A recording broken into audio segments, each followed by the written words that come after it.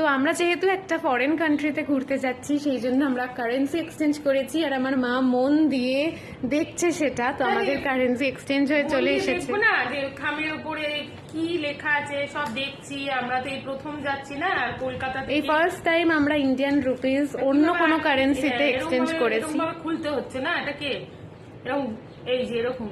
এইবার তো বেরোবে, কি বেরোবে? টাকা বেরাবে না, বেরাবে থাই ভাট।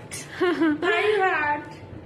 আমরা প্রায় 2 লাখ রুপিসের ওপরে কনভার্ট করিয়েছি। ওগুলো হচ্ছে বিল, ওগুলো দিয়ে দাও। বিল আছে কত টাকার করিয়েছি। হ্যাঁ আচ্ছা, এটা হচ্ছে 1000 টাকা। এই যে হ্যাঁ, এটা হচ্ছে টাকা নয়, 1000 থাই ভাট, মানে টাকা না, সরি। হ্যাঁ, 1000 বাদ, ভুলেই গেছি। আর এইটা হচ্ছে 500 থাই ভাটের নোট। কি সুন্দর কালারটা। তো টাকাগুলো আর টাকা নয়, টাকা নয়, ভুলে যাই গো বারবার। ওখানে গিয়েও হয়তো বলবো থাইল্যান্ডে এটা হচ্ছে ভাট।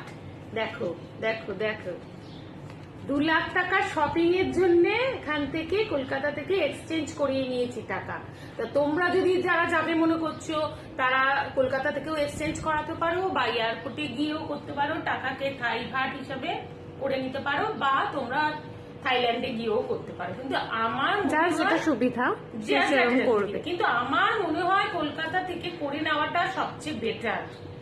এই দেখো এত টাকা, ভাট ভাট, আমি টাকা বলছি, এখনো কলকাতায় আছি তো, যাই ব্যাংককে থাইল্যান্ডে তখন গিয়ে বলবো। আমরা ব্যাংকক আর পাটায়া এই দুটো সিটিতেই যাব।